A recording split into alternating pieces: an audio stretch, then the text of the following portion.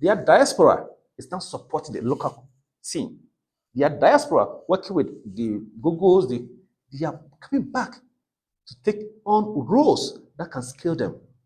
Because you need a diaspora. You have a young guy here, he has all the idea, but he doesn't have the experience, he doesn't have the network, he doesn't have the execution powers. What can you come and support? You have acquired all the experiences from the structure system. Come home and support. We don't have that in Ghana.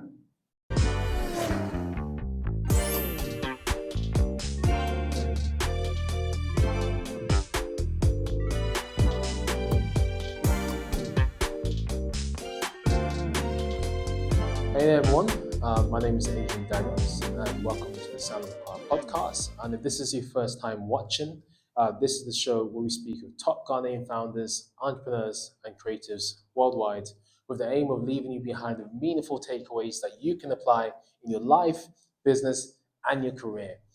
Just before we get into today's episode, I would like you to know that you can get the show notes for today's episode by heading over to thesoundofaccra.com/Aya. That's thesoundofaccra.com/Aya. That's AYA.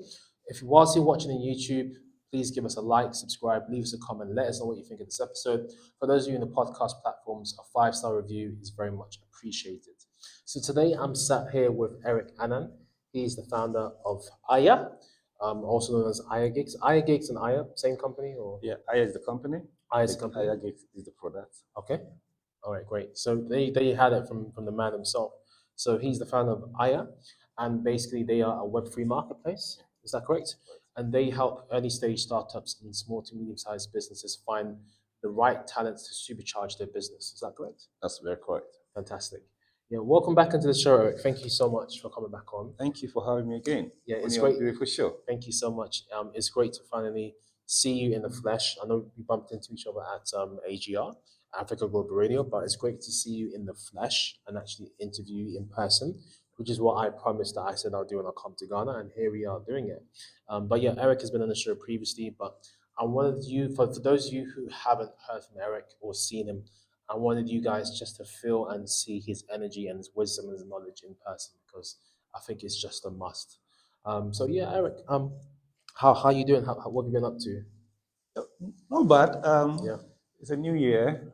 Today's 15th, so we have halfway through the new year. It's been interesting. I didn't expect the year to start in a much more vibrant, optimistic. I'm always optimistic.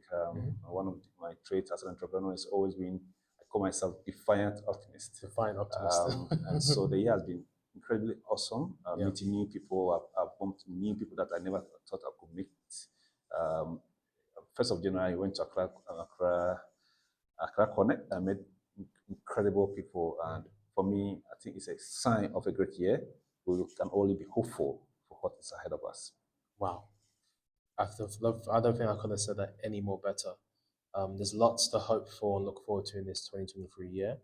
You never know what's going to happen, but I think Eric is taking it into his own hands, going to networking events, making things happen, pushing Aya forward, and going to various events. And I think this is what everyone needs to be doing, just owning the year, not just waiting for the year to happen to them, but actually own the year and really go through it and make things happen. So this is exactly what Eric has been doing, for the past years or so, and his team is trying to replicate the same thing. And yeah, you went to the Africa Bitcoin conference. Just want to quickly just speak about that, actually. And you met Jack Dorsey as well. How was that for you?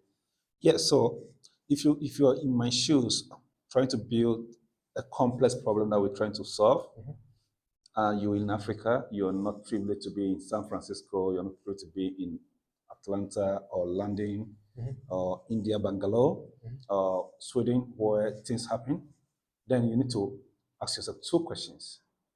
How do I build trust? And how do I validate trust? Yeah. And so in answering those 2 questions, I've never been to America before, I've never been to London before, I only had the privilege to be to Spain, Barcelona, courtesy Cello Foundation invited me through my early stage, my first backers, amazing women-led VC who incredibly believe in us and gave us our first check. Wow. And they invited me to Barcelona. That was my first experience outside the continent, Europe. So Aya for me, I wake up, I drink, I wake up, I sleep Aya. It's something that I'm so passionate about because I believe that Africa is yet to exploit its potential. Our resources in terms of natural has been exploited, largely not to the interest and the benefit of Africans. But I see those as the past. But the future, really, Africa's strength is the young people that we have in the continent. That's why I wake up every day excited, rejuvenated, and say, look, there's hope ahead of us. Because if you can harness just 3% of the population of Africa, the young people, who create billions of dollars in terms of revenue, in terms of income. And we don't need to, do all this hustle here and there, trying to bring somebody down before you go up. I am very hopeful about the continent prospect. So going to that Bitcoin Africa conference, it costed me some money. I realized that all these folks building stuff in the blockchain. Jack is an amazing, incredible fellow who believes in crypto, especially Bitcoin. He thinks that Bitcoin is incredibly an opportunity to bring the whole world into a platform where people can transact and have opportunity to have financial history or financial credibility. The current system does not provide that opportunity. You're cut off, for example, if you're in London, you can use Monzo or Revolut.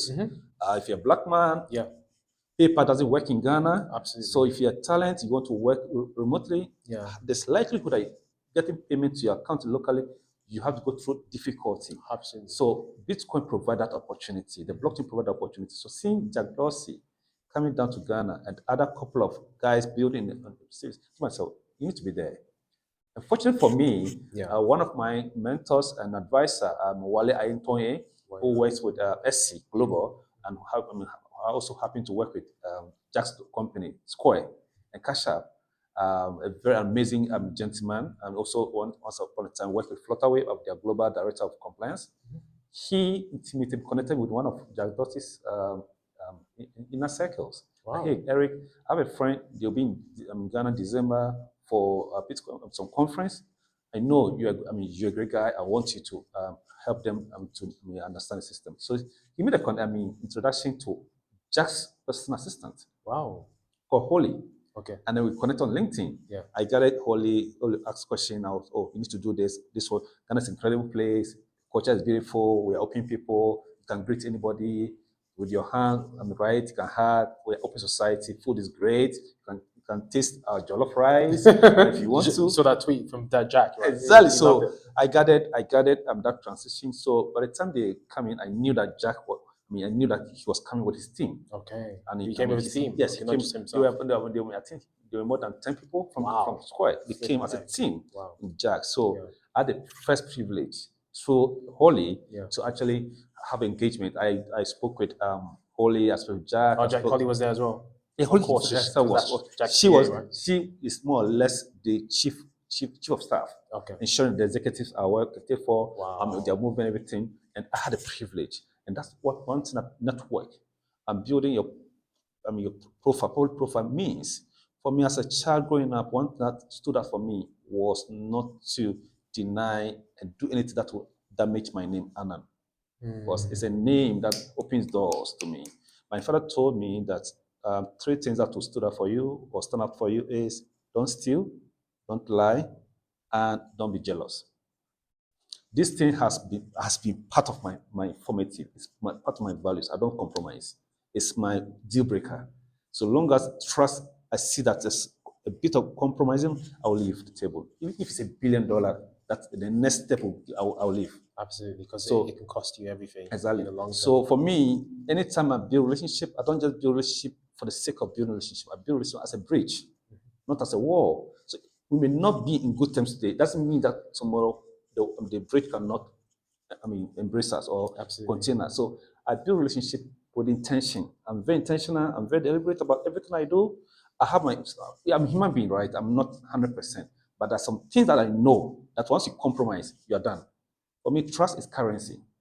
And once you compromise trust, nobody will speak for you in the boardroom. When people are making decisions, you will not be there. Somebody somewhere must say, let's give this guy a chance. At that point, the only thing that's going to work for you is your public credibility, your trust. And that's it. So yes, I had opportunity through that. I mean, of course, before Wally would do that, Wally might have also sat back to, okay, this guy, can I trust this guy? But this is my capital, social capital. Yeah. And I'm going to leverage on this guy. Can I trust this guy to introduce into? Of course, Wally had that conviction that, oh yes, Eric, this guy, I've not met him in person, but this guy, I can bet on him. He did an introduction. And of course, I had an opportunity to engage them. Jack for about 5 minutes in the conversation. I mean, that's he is a billionaire. Yeah, he's a very busy man. He built incredible company, Yeah. Twitter, Oh my Square, gosh, Finance. I love his portfolio. Now TBD, they are building some amazing. So Jack, and I love Jack playbook. Yeah. It's an entrepreneur that I follow keenly. Jack, Elon Musk, and Steve Jobs. These are guys that I mirror. Yeah, they're very disruptive entrepreneurs. Exactly. Jack his playbook is a long term, but he built companies not just for making money, but he built companies that disrupt stuff, existing stuff. Yeah. So I've been following him for the last 3 years. So having an opportunity to speak in 5 minutes for me is That's enough. more than enough. Yeah. And he said, okay, take my email. Email me. Yeah. No, he said, email me. I said, Jack, I don't have your email. I said, I'll give you. Then he picked my phone and I tapped his email. Email me. Let's talk after conference. So the Bitcoin conference actually connected me with different people. Mm-hmm. Even I didn't speak at the conference, I went in as a participant, but I went in with a goal of trying to speak to people who are doing amazing stuff that have not been there. But that's what I want to be. How did you do it? How do I do it? How do I reduce mistakes and increase my order success? That for me was the back end goal, and I achieved it. Spoke to a couple of guys. I mean, there's a guy building the Bitcoin. A product in America called also called Jack Miller.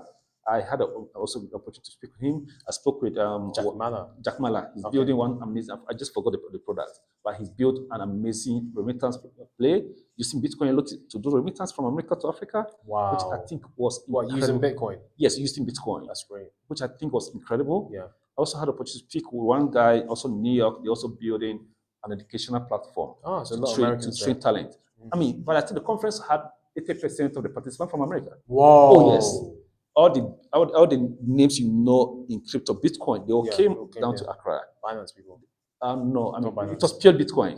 The conference of Bitcoin. So in the crypto space, there are Bitcoin maximalists. Yeah. This was a conference for the only Bitcoin focused, the hardcore people. Yes, ecosystem. But for me, as an entrepreneur, I'm trying to build a platform that will enable young Africans to show their talent, their skill in the Web3. For me, it was an opportunity for me to learn from other perspectives. But the more you have different variation of perspective, it helps you to shape your narrative and have a broader perspective about things about life. It's not just about, oh, I'm trying to do this, that's all I know. You need to be able to learn, unlearn, and relearn. And for me, the essence of going to that conference was to learn, relearn, and unlearn, and what can we pick to bring to Aya to enable us build, a painkiller, not just build a vitamin what people don't need.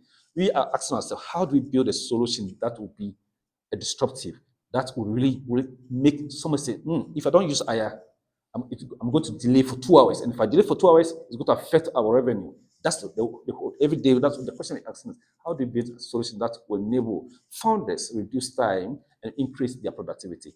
For me, it was an incredible conference, and I always think that it's one of my pinnacle. Meeting Jack Dorsey in person and telling me, give me a phone, I'll give you my email. That's crazy. Yeah. It was just an awesome experience and very humble. It taught me 2 things. Humble, open-minded. Yeah. It doesn't show ego. Yeah. So ask myself. Yeah. Folks are here, they just have one Range Rover and they want the whole world to see them. This is a billionaire. Built 4 public companies, Twitter, Square, Cash App, and different companies. Oh, it's crazy. Down to earth. Yeah. Oh, 100%. Down to earth. He seems it. For me, it speaks volume. As I know I have that trait, but I learn more. I became more humbler and more humble to say, oh, wow, people really pay attention to impact, not to show off. Powerful. And a common trend you see with billionaires, and you see when you see them in person, they don't dress flashy. They dress very simple. Understand? It just shows you where their mind is at. They're more focused on, more important things. Yeah, the next big thing. Yeah. The next big thing. What the next big thing? It's There about you go. people, the next big thing. And the guy was always, as I speak to you, they are building something incredible, Jack, through um, the Lightning Network. Jack is building an incredible, I know this year he's going to make an announcement. He's building an interesting protocol again. Wow. Yes, so the guy, you have to read. Hey guys, this is Adrian from the Sound of Accra podcast. I hope you're enjoying this episode. It's just a quick announcement. Now, have you guys been thinking about starting a podcast? I know everyone is starting a new podcast these days, but there's a very, very good reason why everyone is starting their podcast. Now, if you're thinking of starting, launching, growing, and monetizing your own podcast, I'm here to let you know that I am now helping hundreds of podcasters around the world to do just that. And I've been doing just that for many years now. So if you're interested in learning how to start, launch, and grow your own podcast and get a piece of the pie of the podcasting world, and to be able to launch your own authority, launch your own brand, monetize, create a business, and so on and so forth, please do get in touch. Head over to a2zpodcasting.com and learn more about how we can support you and your podcasting goals. That's Oh, yeah. And he's an incredible Fantastic entrepreneur. Yeah. Fantastic entrepreneur, Jack Dorsey. Yeah. Okay, cool. So that's a bit about the Bitcoin conference and Jack Dorsey. Let's talk about Aya. Let's bring it back to Aya. You know, we can talk about Web3, Bitcoin. I know Aya is, hovers around that universe. So let's just let the audience know a little bit about Aya. Just a quick introduction to Aya. What Aya does. Yeah. So Aya is a bit. It's kind of interesting. Adrian, Yes, please. that's my first startup. Mhm. So it is a ripple of my field startup where talents and crashes of people working with people and seeing how people behave with different shade, and that feeling was what enabled us to say, look, this is not a problem I'm only facing, because you see, startup fail not because they don't have fund. A lot of startups fail not because they lack capital. They fail primarily, largely because of lack of adequate and quality talent. Ooh. It's people. It boils down to people. You may raise all the $billions. If you don't have the right people, you'll fail. But there's no alignment. And when there's no alignment, this is the mission. Everybody's trying to do this, show that I exist, show that I know better than you, and my ideas are better than you. There's no humility, vulnerability to say, guys, this is the goal, let's all converge and then prosecute it. So that was a very painful experience. So Aya is something that I'm trying to solve for myself, but it's a problem that many entrepreneurs, not only in Africa, but globally faces, especially early stage founders. So Aya is solving a problem that I call intentionality to bridge the gap between talent in Africa and global opportunities. And Aya has a very important meaning. Aya means, typically, Aya is part of the Adinkra symbol. If you are from Ghana, and where I come from, that's Shanti, part of Ghana, Adinkra symbols are very, very landmark symbols. It's in our kente. You've seen them in our kente. Mm-hmm. So Aya is one of them. Aya is a fen tree, fen leaf, fen, F-E-R-N, fen. Okay. It means in the Adinkra symbol as endurance and resourcefulness. But I ask myself, as an entrepreneur, I don't need endurance, because endurance can only take care. So I replace endurance with resilience, because resilience is what every African wake up to. You are resilient. Wake up, we don't have electricity, we don't have water, our roads are bad, economic is not, incomes are low, but you don't see people going out mad. You don't see people going on demonstration. I mean, I'll give a typical example. Something happened, I think, in the UK, where two young people. I have this case study. Wake up and they didn't see electricity for about 2 hours, and they shot themselves. They went mad. Yes, Wow, yes, we're mad. Yes. So this cannot happen in Africa. If you're Nigerian, you wake up, you know that there's no electricity. It doesn't stop you from your hustle. Yeah, you want to become better. 100%. So resilience is an African trait, identity. And today I see that now globally in America, they are now talking more about resilience. We need to build resilience. We need to build resilience. So if we have it, why shouldn't we commercialize it? It has been part of us from generation, from day one, from before the world was made. Every African has resilience in him. Whether you're from Nairobi, Kenya, or you're from Tanzania, or you're from or Mali, or Ghana, or Nigeria, every African has a bit of resilience in him. So that's the meaning of Aya. Aya means resilience and resourcefulness. And simply, we just want to unleash the resilience in every young African who has the skill and finding how I can monetize my skill. So we are not a recruitment agency. Neither are we an educational package company. We see ourselves as a talent development, holistic talent development, trying to enable businesses who do not know that you are looking for the resilient talent. Talent that will join you and not say, oh, because you didn't pay me, you were supposed to pay me 11 o'clock. You pay me 12 o'clock. Therefore, I'm angry. No. African talent won't do that. Absolutely. It's part of us. So these are talent that global companies need to have. Now, let me give you some numbers. The early days of the internet, from the 1990 to the early 2000, or let me go back to the 80s. India saw something that the internet was going to be the future, and IT was going to be everything that they would build. What the government India did, was to invest so much in talent development, and they prioritized business outsourcing as export substitution or import substitution. So they knew that they cannot manufacture a lot of things that were being manufactured in America or in the UK, but we can export talent. So that it can cushion us and still maintain our currency value. So they didn't feel so much of devaluation in terms of their currency. Why? Because they have surplus in terms of talent. What they have done, every year, Indians are having over $100 billion surplus in talent development, in talent revenue. This is what it has done for years. Fortune 500 companies globally, their C-suites, 70% of Fortune 500 companies in America, their C-suites, you have more than 40% being Indians. Wow. Oh, you can check these numbers. Wow. Their middle suits, more than 50% are Indians. 50% Indians. Wow. Then the everyday guys, 70% are Indians. So I'll give 5 companies. Microsoft, CEO Indian. Yeah. Google, CEO Indian. Not recently, Pepsi was an Indian. MasterCard was an Indian. Wow. Why? Because they invested so much in this, both soft skill and hard skill. Indians, when they get to it, they have human empathy.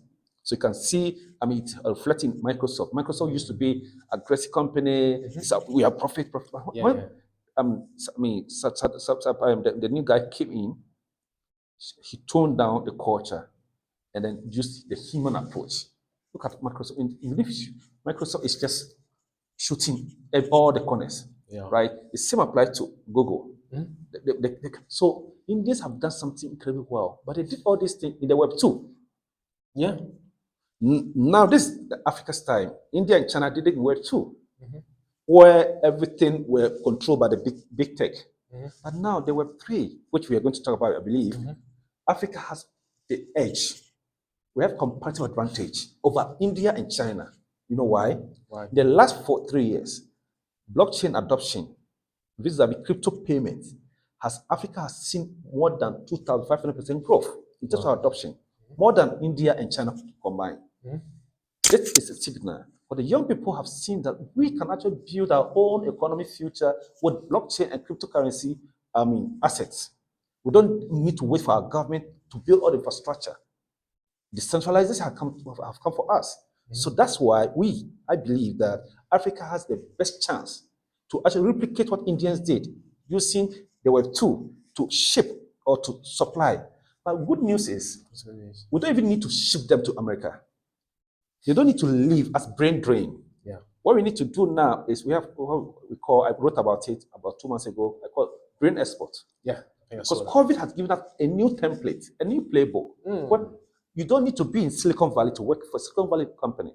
I don't need to be in Canary Wharf in London to work in a company situated in Canary Wharf. I don't need to be in Shanghai or Madrid or Milan to work in a company. All I need is internet and a tablet like you have on your lab. A good internet, that's all. And I have the skill as a product manager, as a product designer, as a smart contract engineer, back-end engineer, front-end engineer. All I need is internet and laptop, and I can work remotely. All I need to do that, I'm providing value to the company, and the company knows that they are paying for my value, not my present. It's so true. That's the opportunity we have. Yeah. And for the fact that in the next 8 years from now, Africa is going to have the youngest active work population. India and China combined, we are going to have the largest. I think it presents as an incredible opportunity to rewrite all the wrongs. But invest so much in talent development. Because the truth is that we still have a lot of talent gap. Whilst you go to India, every year they are producing over 500,000 software engineers. Whoa. In Africa, so far, as you speak, we don't have up to a million software engineers in Africa. Sure. We don't have up to a million. Nowhere near. We are not there. So we need to produce about a million, at least a million every year. Government is not investing there. It's only few private institutions that have started pushing more resources into developing. That's why we think that it's a nascent industry, but we are in for the long haul. We are in to not just produce talent, but we are here. We believe that we want to be able to enable African talent to be able to work for global companies. We are not targeting big companies. We are saying that you are first-time founder, you are early stage company, you don't have all the cash to go and hire a $250,000 engineer in San Francisco. Yeah. Come to Africa, you have the same quality, and you pay 40% less 100%. than you pay in UK or in US or in Canada, and get access to this guy. He'll give you what you're looking for. He also add resilience and a bit of communication culture to you, and that's the beauty African talent brings to the table that you won't find anywhere else in the world. Wow, that's powerful. Very, very powerful.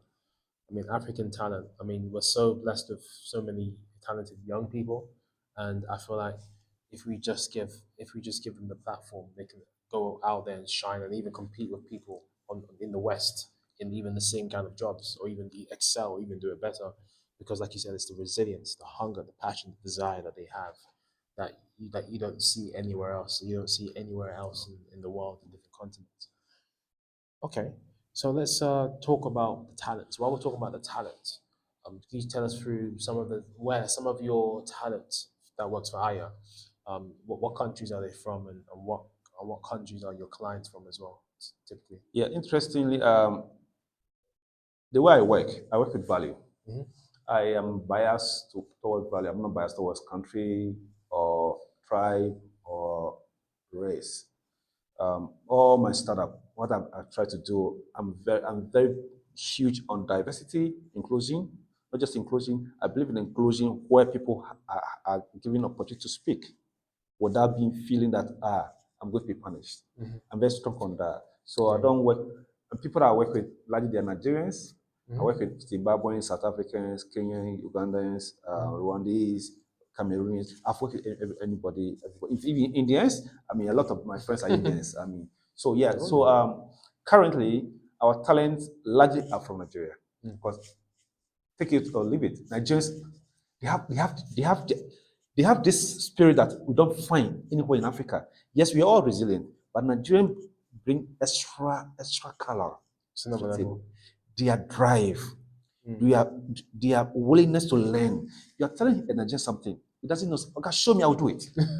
Whereas I'm a Ghanaian, I'm born as a Ghanaian, blood Ghanaian, but now I see myself identify as African by identity. Yes, by default, you want to get more Ghanaians into, but you cannot force it, right? You can only persuade. Yeah. So you put something online, you see 100 Nigerians coming on it, you see maybe one Ghanaian. Wow, that's a ratio, 100 to 1. Yes. Well, why do you think it is? Because we're like so laid back, we're not motivated. I think our culture has a very strong limiting on us. We are not aspirational as people. That's our nature. We are not aspirational. We are very contented people. Oh, don't do so much. Where are you going? It has been part of us. And the danger is how the media is running Ghana. The media content is not so aspirational. It's not so productive. Honestly speaking, it's not productive. If you want to compare the media content in Ghana and that of Kenya, for example, realize that we're joking. So it does enable young people who are actually vulnerable to see greatness. And a lot of Ghanaians who have seen success in this space, who have, have the skill, they're working with Amazon, Google, Facebook, Snap. These guys are also quiet. They're not even sharing anything. Because again, the typical Ghanaian thing, if I say it, they will know that I'm successful. Witches will come after me. That mindset. Well, that kind of mindset, yeah. But Nigerians are sharing their stories. They are sharing their success stories. The big guys who are making huge impact in tech through Andela. Andela have actually opened the African talent to the world. Okay. And I think incredibly, Andela has done something that is worth to note. Could you share with our audience what Andela is? And Andela actually started in 2015, 2016. It's basically they start as training platform. They train African talent. They'll give you a laptop. They'll pay your. You'll be giving food and feed you to learn software engineering. Wow. But they changed that model 2 years ago. And then once you finish, they'll connect you with global opportunities. That's Andela. So it's a $1 billion company. Actually, it was co-founded by one Nigerian guy who also co-founded Flutterwave. Today, he's leading a team at Future Africa. He's called Ian Aboyaji, an amazing entrepreneur. He called himself a mission-driven capitalist entrepreneur, which I also align with it. Ian and his co-founder Jeremy has done an amazing thing for the African talent. With that Andela, they were in the banks, software engineers or IT guys were looking at, they were like a backdoor staff. They were not respected. True. Very, very true. They were not respected. Everything is changed now. Yeah, Now they're praised a lot. Now, Africa do not place more content or value to skill. Why is that? We don't respect skill. Why is that? If that's a gateway to getting out of poverty or building wealth for maybe the family, friends, why is that? I don't know why. We place so much value and emphasis on certificates. Oh, he has a PhD. Oh, he has 3 masters. Oh, he's a professor. That's sad. But somebody has not gone to school. Like Jack, the guy can build you a website. The guy can build you a code that can unlock wealth. We don't respect that. Yeah, I don't respect that. It's sad, but that's a reality. That's why a lot of African skilled talent are moving out. Because we only want to see you have 10 masters. You have master, but you cannot do anything. So the world, we are still failing to understand and admit that the world has moved from certificate to skill. What skill do you have? What can you do? It's not, I have certificate. So what? Nobody cares about your certificate. What I care is what can you do? Show me. Yeah. Show me the output, not the input. Yeah. I'm not interested in your input. What's the output? Okay, if I hire you, what can you do? That's what now companies are looking for. 100%. And that's what Andela opened the African talent to see. So back to it, we do a lot of business with Nigerians. My team, 70% of the team are Nigerians. My co-founder is a Nigerian. Wow. The tech lead is a Nigerian. Our product manager is a Nigerian. Our technical business analyst is a Nigerian. We have one software engineer from Uganda, from Kenya, Zimbabwe. I'm the only Ghanaian. In your own company? I'm the only Ghanaian. That's crazy. But I don't see it as a challenge. It's a diversity. I'm a diversity person. I'm an inclusion person. Yeah. It's about value. As an entrepreneur, value, you need to go where value is. And my loyalty is to value. So that's how it is. In terms of our clients, we have had a lot of clients from US, Haiti, UK, and also Nigeria. And we piloted this phase last year. And like I said, we're about to turn around a few things and then build based on the feedback we've got so far, and iterate on some of the product, features we have so that we can be able to scale. Fantastic. It just sounds like you know exactly what you're doing and you understand what the market is like in Africa, and you understand that if you want to get the ball rolling, even us Ghanaians, if you want to build a team of just Ghanaians, you know that you may not get to where you want to get to, as much as we love Ghana, as much as we're Ghanaians.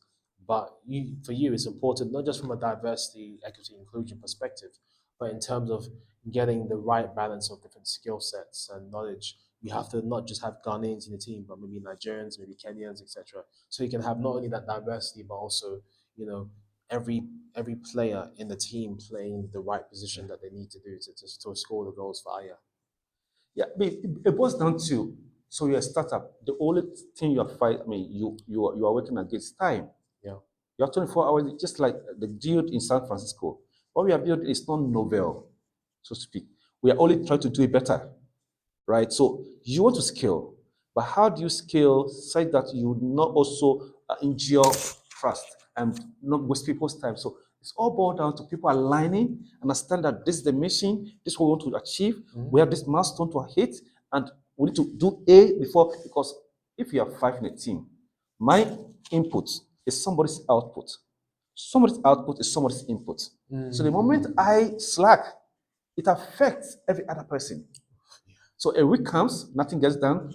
2 weeks come, nothing gets done. And in a startup, you don't have all the time. You need to fail fast. Try, test it fast. If it doesn't work, go back to the drawing board. Iterate until, because it's a hypothesis.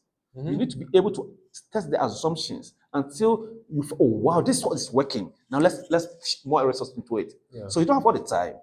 You need to be fast in terms of execution. So it boils down to who can help you as an entrepreneur. I don't develop myself, right? But it doesn't stop me to build a fantastic tech company. There are a lot of founders that are not developed themselves. My job is to be able to articulate the vision, which I believe I've done a good job. Because we started 2021, and we have 17 people. We didn't raise any money. Everybody was working for the vision. Wow. Including my co-founder. How do we get paid and working for the vision? All of them were paying for, we were working for the vision. So you have to sell them the vision. For them I showed them the vision that we are here. But if we can work from ground up, we can be here. In fact, we can acquire in 5 years. If we work hard. And they bought into the vision. As a founder, your strength is to be able to tell a story. And tell it in a much more authentic, in a genuine way. And also, don't be afraid to be vulnerable. Let them know where you're weak and where your strength are. And I think that's what has helped us. We attracted incredible talent that sometimes, why are these guys working here? Why are they even here? Because these guys can attract $10,000, $15,000 monthly salary. It's true. It's true. But they said, look, this higher thing keeps me awake at night. Wow. And I cannot see myself working somewhere but to meet this reality. So imagine getting 1% of Africans now stay in their comfort zone in Africa without needing to travel, so that it's like you are moving to a country, no. Yes, you're taking your talents and skills, skills. but working and earning decent income. Look, we can generate more than $1 billion from talent working from Africa. True. Right? Last year alone, I'll give you some numbers. Go on there. Nigerians, the rate at which the Nigerian talent are moving to UK, Portugal, and Canada is amazing. These are guys that are getting minimum of someone getting up to $3,000, and they're still in Lagos. There are more than 30 guys in Lagos working for companies earning $3,000. They receive this money in their local account. Just multiply what it can do for the economy. Oh my gosh. So if you have about 30 in Nigeria, you have 20 in Kenya, you have 10 in Ghana, you have 15 in Tanzania. Look at the numbers. So creating wealth or empowering people, economic empowerment doesn't just come from government, one single line policy. It should be deliberate, it should be ground up. We need to look at where do we have our strength? Where can we play in this 21st century where everything is code? Indians have done it, like I mentioned. China did it with the manufacturing. It is physical, it was body to body. But now it is machine to machine. But still, we need people who understand this whole concept of innovation, technology, to be able to use this tool. Even ChatGPT, you still need people to be able to fine-tune the whole. So no way AI or machine will take human beings away. People will still be there, but do they have the right skill? Are they prepared enough to be able to meet the challenging need, the nuances? And that's where Aya comes in. And that's what we think. We want to challenge African governments. Look, it's in our interest to empower our young people, to give them the tool that they need. So we don't need to create jobs. We need to create an enabling environment, the right tools, the right framework for them to thrive. And when we do that, nobody wants to go to America. I'll stay here. I'll eat my fufu. I'll eat my eba. I'll eat my all those Eastern African food, wonderful food. Yama choma in Kenya, for example. Yama choma. And then yama choma. Whilst I'm in Africa, and I'm working for a company, I know that every month I'm getting $5,000, $7,000, $10,000. It comes to my account. I'm able to support my family. I have my housing. That's it. That's all you need. That's what you need. That's what you need. That's all you need. Just continue to build. And that's all we are talking about. Yeah. The world has come to us. Africa e-commerce, middle class is going to grow in the next 10 years to come. How do we ensure that we have enough talent that can be able to power this? Before I even learn, there's a lot of emphasis on fintech in Africa. VCs are pumping money into fintech in Africa. But guess what? There's no fintech company, startup in Africa, that has up to 10 million active monthly users. None. Wow. But for example, if you take Cash App in America, they have up to 50 million active monthly users. Month to month. 50 million. You know why? I think the part of the problem is that banking is not as straightforward in the US. It's not that. You know why? For you to be able to achieve that number, the society needs to have enough people who have digital skill. So you have a lot of university, young people. It's a young continent, so we should be having more people using these apps, right? But they don't understand it. He's a graduate. I've interviewed more than 100 people in Ghana. He's a graduate. He's doing masters. He doesn't even know anything called, flutter wave. Doesn't know, a pay switch. Haystack. Wow. So the more we have more digital skill people, the more the usage of financial tools will increase. 100%. That's why this year, every opportunity I have, I want to become an advocate of. This is seeing some of us as enabler of all the fintech, the health tech, the prop tech, because if people don't understand it, they don't use it. And if they don't use it, it doesn't grow. Which is why, even though we have 1.4 billion people in Africa, America has about 300 million people. Cash App alone has 50 million active monthly users. It's crazy. In Africa, no company, no startup in fintech has up to 10 million active users. If somebody feels that there's data to show, let me show me that data. I've not seen that data yet. I'm talking about numbers. Because the majority doesn't have digital skills. Digital skills. They're not digital literate. Exactly. So they don't understand it. So if you can increase the basket, train more people to have the skill, it's easier for the, okay. I need to have a wallet so that I can receive my money inside. I need to download this. Then everybody wins. So the success, the growth of fintech, really, to make an impact in Africa, everybody needs to invest in bringing talent up, increasing the data skill that we are talking about. Because 1 billion people in the next 8 years, ask yourself, will these people have the skill that they need to be able to use these financial tools? The answer is no. If you don't do anything now. Now is the time. So it's really important for us not only to create the environment for talent to stay within the continent so that they don't go away to the West to go and get higher paid jobs, but also we need to educate the youth of Africa, the younger people in Africa, to understand how to use these technologies and these emerging technologies such as Web3, so that they can also get involved in the digital revolution, and that we can also help to eradicate poverty, and that also we can help to create more prosperous fintech companies, other technology companies out there. Eric, it's fantastic, what you're doing, and the vision that you have for our continent and our countries is marvelous. And I'm just really excited for the future of Aya and the future of Web3 and what's going to happen in terms of 2023, 2024, 2025. I think these next 3 years are going to be crucial because of all the technologies that are emerging and the people that are around. So of course, I just mentioned Web3. Could you tell us? So it's a Web3 marketplace, talent marketplace, right? Now, what is Web3 quickly for those that don't Interesting, quick one. So Web3. So we have Web 1 where the internet started, HTML, HTTP. That's purely, information in. One person get it, and somebody have to interpret it. We came to Web 2 where social media came in, quality video, quality content, but the difference is all these things, the person helping you to have access controls everything that you do. So now we have the big tech. Google have almost everybody on earth data. Microsoft has all of us our data. Facebook, the same thing. Web3, what Web3 is doing is the opposite. So think of Web3 as you, the user, controlling your data. That's the difference. So Web3, basically, you, the user, now you can monetize your data. You can control your data. You can determine how your data is used. So it's permissionless, but access is open to everybody, and no one single person controls those data. Therefore, we will not hear so-called this what happened. I mean, with this American election where there's a company in UK that buys data and then manipulate election result.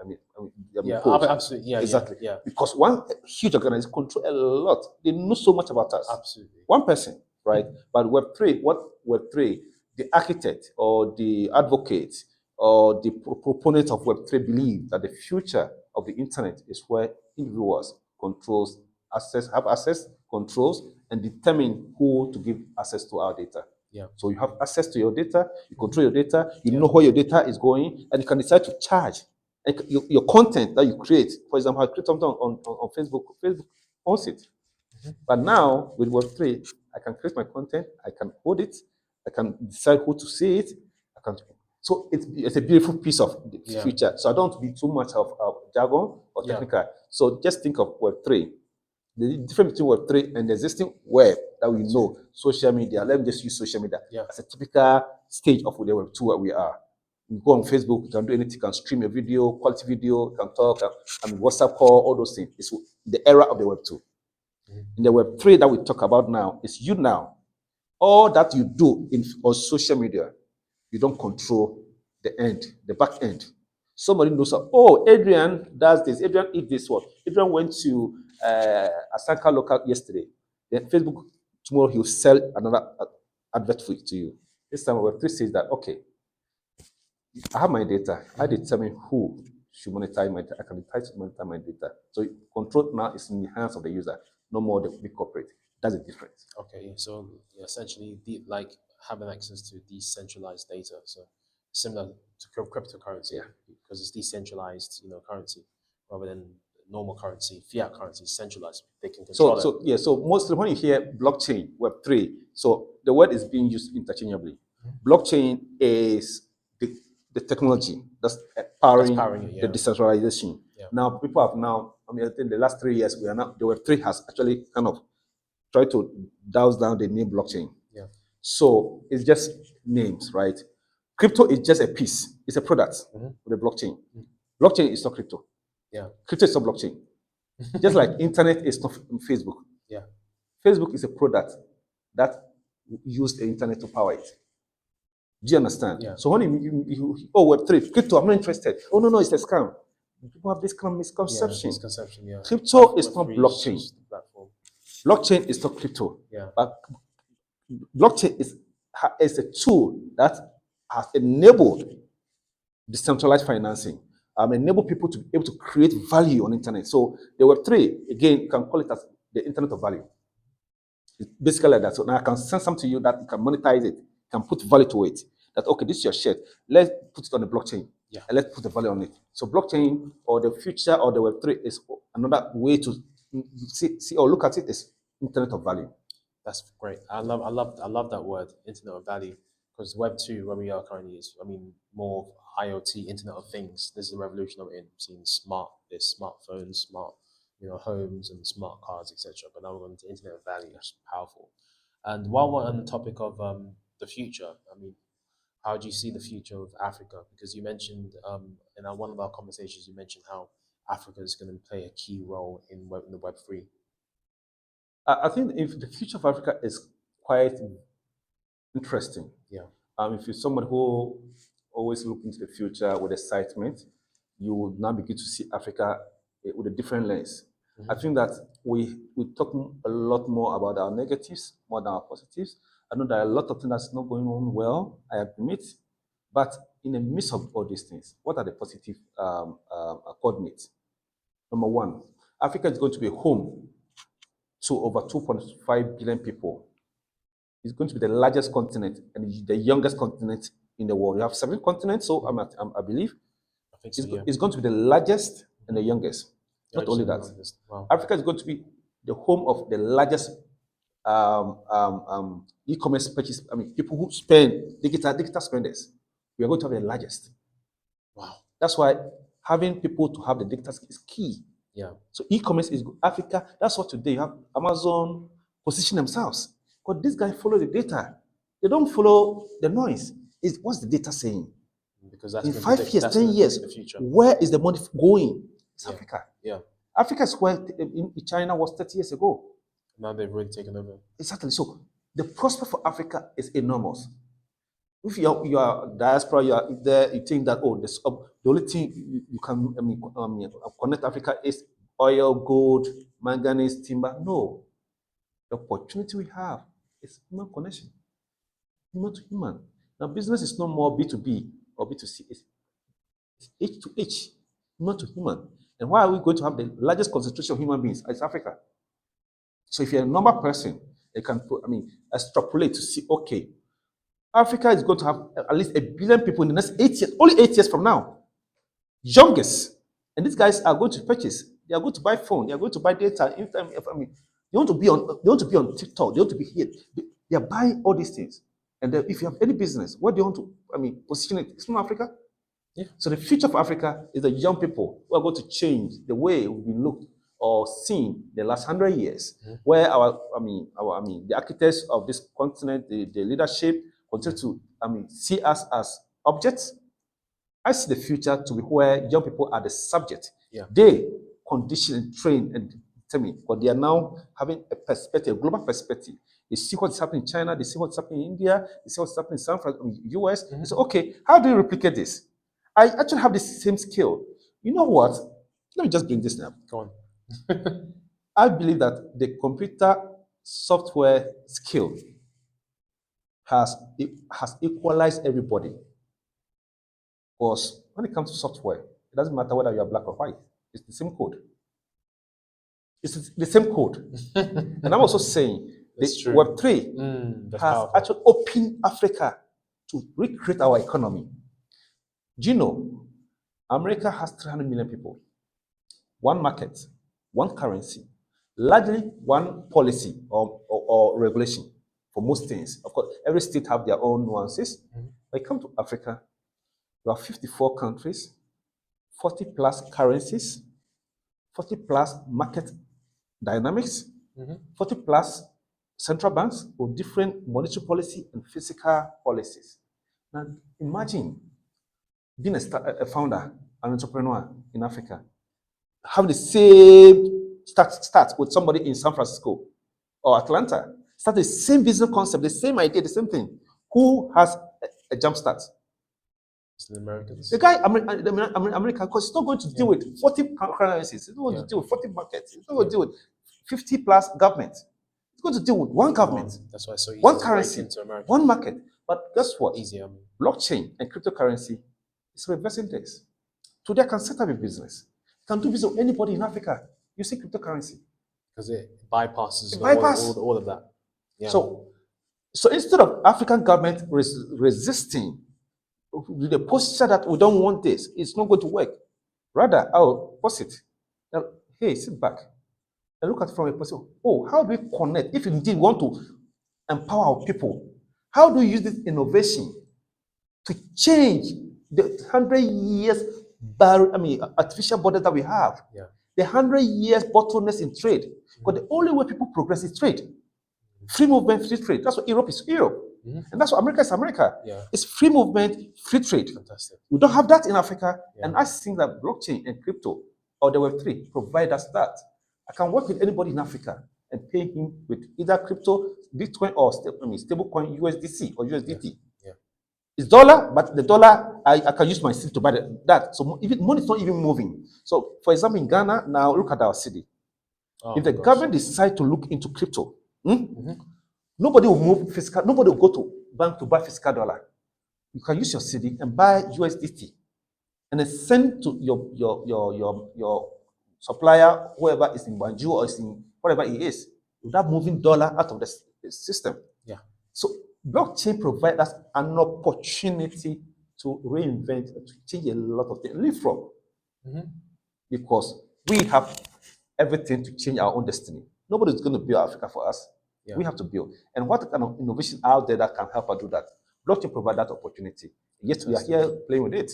Fantastic. And of course, it makes a lot of sense why Africa Bitcoin conference existed. It exists because of that very reason. It's going to change a lot of things, like Bitcoin and crypto and all of these Web3 technologies that we've discussed today, the blockchain, etc. Okay, let's talk about more back about Aya. So I know there's different specialties that Aya has, whether it's like in terms of the actual talents that work at Aya that deliver services to your clients. So product management, product design, etc. Can you talk quickly about the different roles, services that Aya delivers in terms of like the outsourcing services? Yes, sure. So after last year, we did a lot of pilots, but we need to test so many of our assumptions. So we're very shallow and wide. We try to do everything, but as a startup, we cannot do everything. We cannot build an ecosystem from day one. Yeah. So what we try to do this year is to remain very narrow and deep.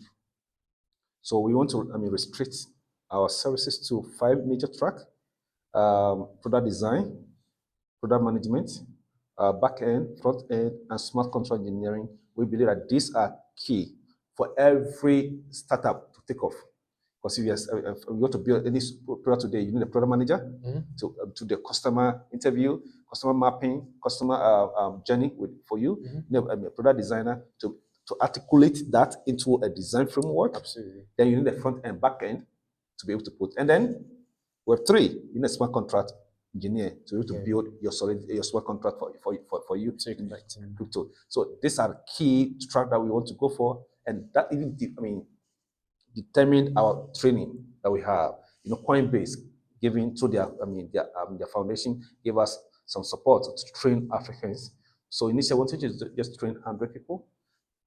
Interestingly, we had 3,800 plus applications from 33 African countries. And that gave us an insight how hungry, driven, yearning young people across the continent are looking to have opportunity to upskill themselves or get the right skills. So as part of that, we are working to automate that process also, so we can actually build an LMS platform where learning become automated. You can learn so much within our platform, and then open up and invite again. But this time around, it's not going to be as free as it, because free is underrated. Yeah. Price is overestimated. How do you have a balance where it's not about the money, but we want to ensure that people don't take it for granted. But once it's free, people think that quality is not good. It's not good. Yeah. But we are giving them the same quality. It's costing $150,000 to do this training. Yeah. But most of them feel that it's free. We have one of the top trainers working with top companies, devoting their time that we want to replicate ourselves. We want to train you, not just training you the theory. We are training you as a project. So once these guys are going, they are building projects. So the higher training is not just learn theory and go. You are on a track building projects. By the time you are done with 6 months, you're already a qualified product manager, product designer, smart contract engineer, back end, front end. And then we have also an opportunity to have you do intern with a company. So this is where we are focusing. And our focus primarily, we are not chasing everybody. We are looking to support early stage startups, building solutions using the Ethereum layer 2 EVM compatible blockchain, building great products. These are people that we are looking to help them get access to African talent who are driven, resilient, they bring great communication, great culture, great empathy, human teamwork. And you need such people in your team to be able to execute. So our focus is early stage startup, looking to hire 5, 3, 4, 10 people, and at least have $14,000 annually to spend on the talent. At least $14,000. Yeah. This is our market, our target. And so the talent are from Africa, anywhere in Africa, primarily Nigeria, Kenya, Ghana, Uganda, Zambia, of course, South Africa. We are going to radically market and then advocate for our platform, and then build a vetting system where every talent that you have is vetted, it's verified, and we can bet on him that this person has gone through our platform for you to be able to work with. Fantastic. So people go through your training. Is this the same as the IA fellowship? It's a fellowship. So this is what you call the IA fellowship. IA fellowship. So it's a training. So this is the process of working with or joining IA is you go through the training program, and then once you go through the training program, you intern, and then can they qualify to work?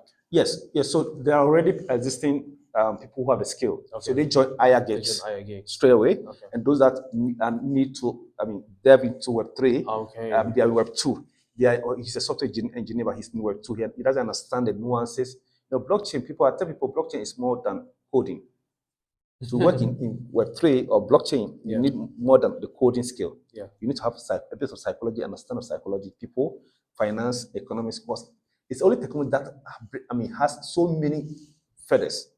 That's why it's an interesting technology. Yeah. That's why I love blockchain. So it's a technology that, unlike the initial thing that we have seen, Google bringing a search engine. No, blockchain is a different one. It has in psychology, economics, politics, culture. It has a bit of tradition. It has a bit of entertainment. It has a bit of fun.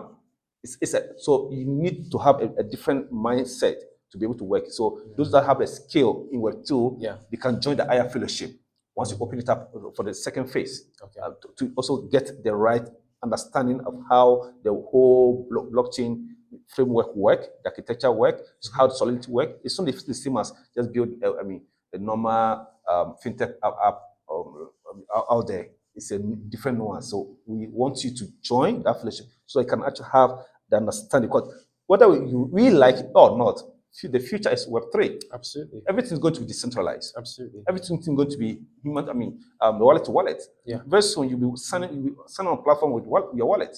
Without your wallet, you cannot have any account.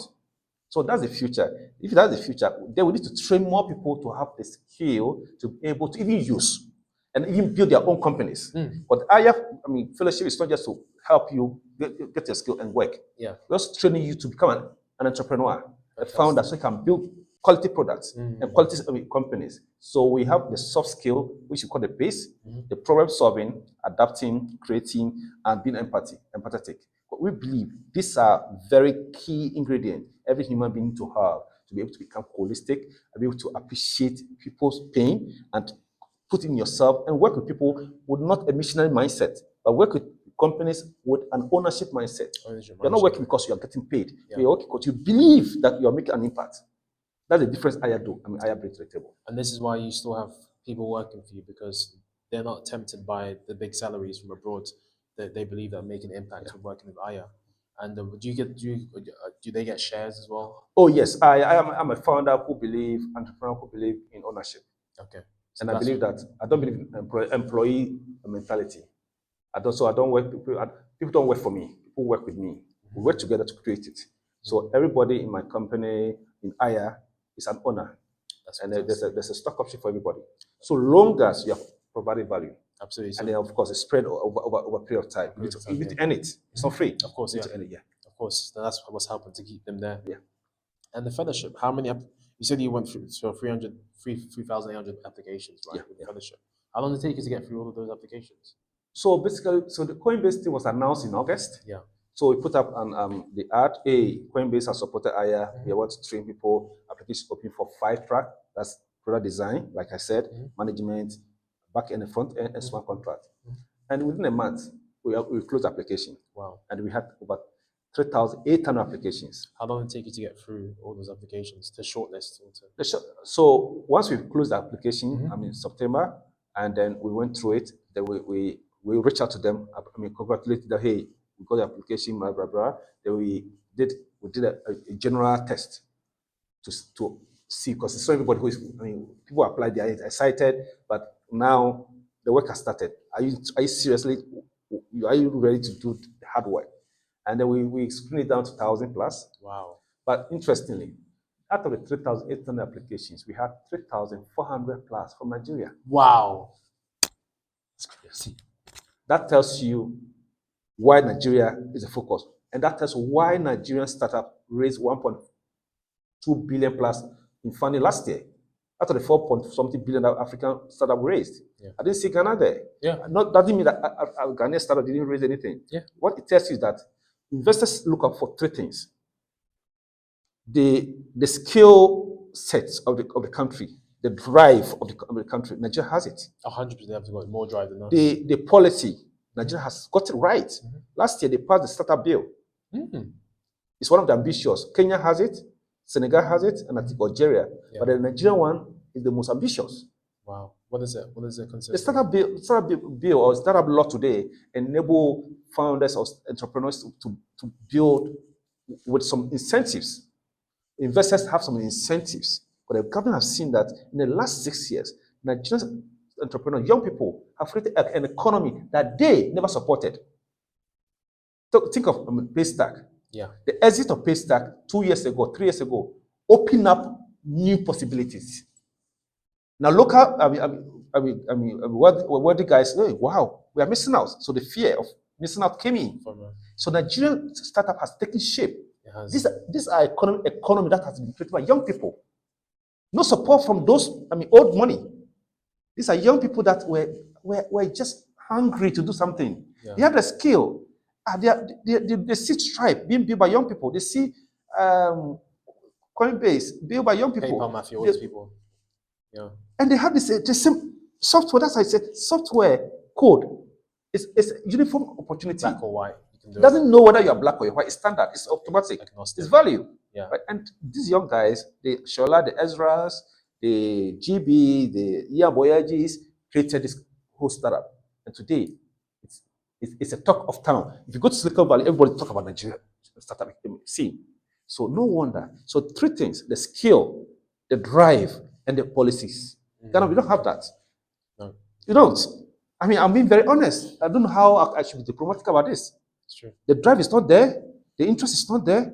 Policies too. We have fragmented different policy directions. It's a whole conversation, honestly. The country is so. Yeah, it's a whole conversation. You ask questions. It's like you are talking too much. Yeah. So you have to just shut up. Shut up. Yeah.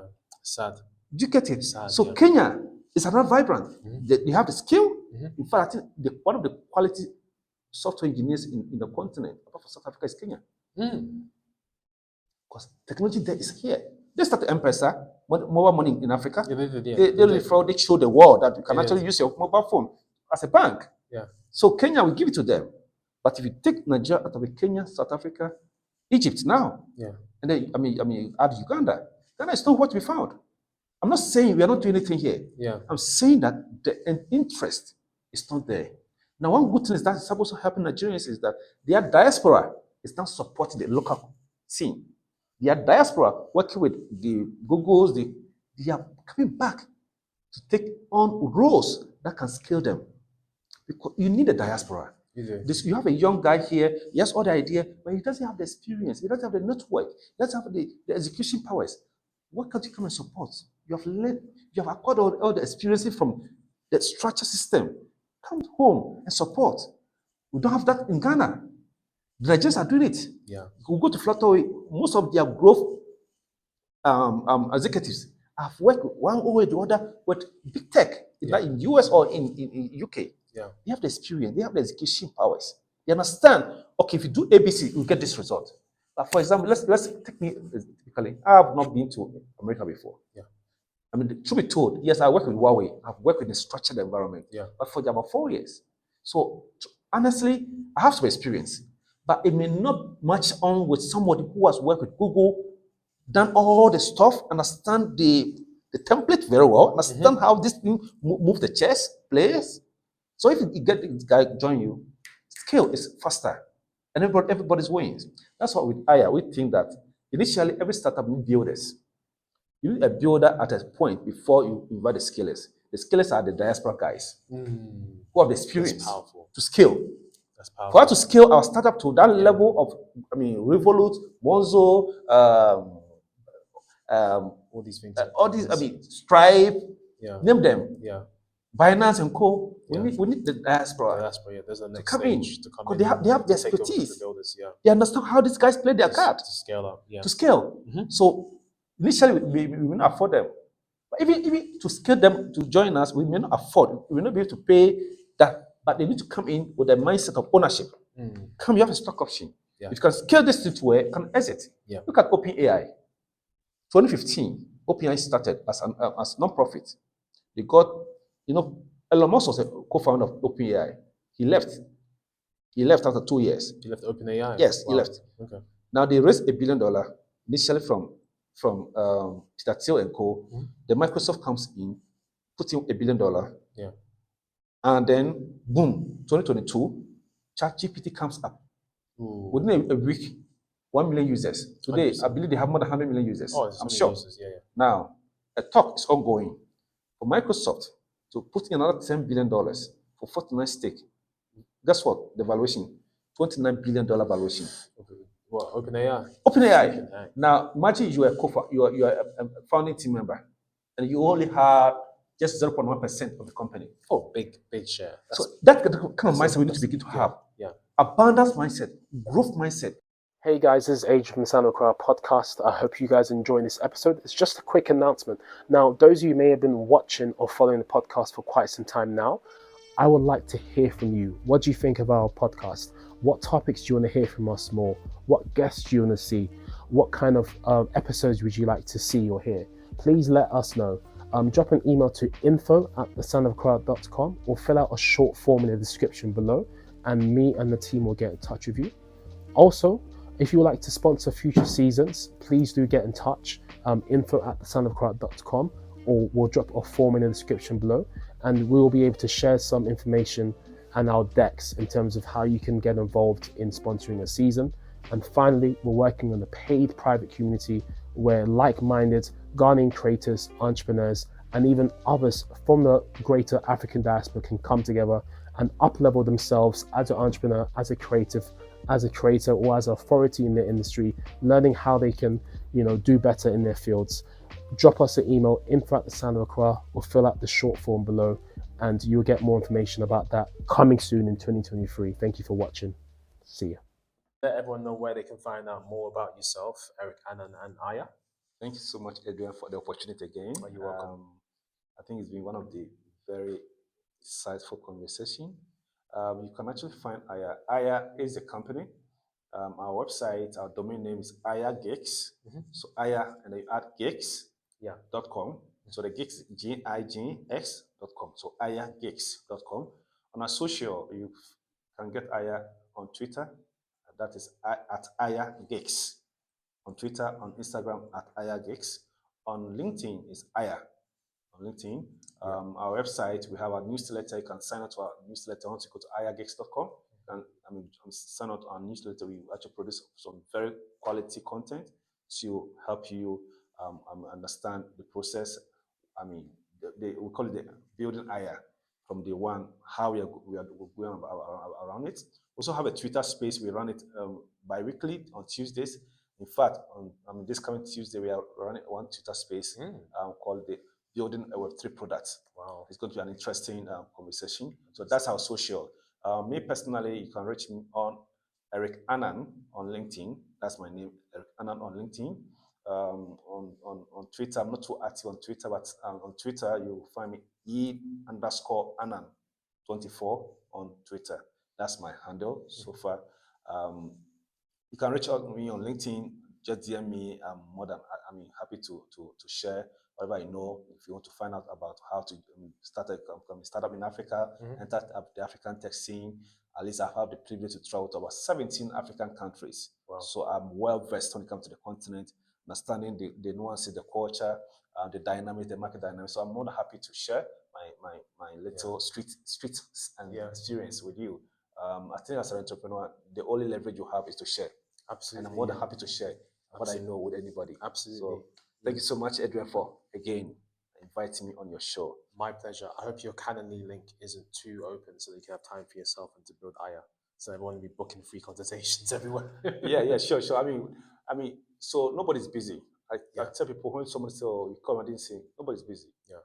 You may be busy. Yes, I understand. Yeah. But when you want to intentionally create time for everybody, you have time for everybody. Absolutely. So no matter how we go on the ladder, we want to be on the top 1% of the global success, but we still have the understanding that it takes people to build, and you need people to sustain it. And so for me, it remains one of my bedrock. I will continue to remain who I am, no matter how big we become, or how small we become. Because for me, because my loyalty is to value. It doesn't matter whether you are the president or you are the janitor. The same respect I give to the janitor is the same respect I give to the president. Absolutely. It's purely my loyalty is value. And once you can put value on the table and bring value to the table, you have mutual respect. Absolutely. I don't respect because you have money or you are influential person or your status, you are a certain state. For me, I think respect should be based on value. Absolutely. Well, there you have it from Eric Annan, the founder of Aya. And we'll have all the links, nuggets, wisdom, references, you name it, all in the show notes. Just head over to thesoundofaccra.com/Aya. That's www.thesoundofaccra.com/Aya. That's AYA. Like, subscribe, leave a comment on your way out if you're watching on YouTube. On the podcast platforms, please do give us a 5-star review. It's very much appreciated, especially Apple Podcasts, Spotify. I know Eric has a podcast, the Aya podcast. Is it the Aya podcast? Yeah, the Aya podcast. We'll put that in the show notes. Please do check their podcast platform out. And apart from that, that's all from us. See you in the next episode. Thank you. Thank you.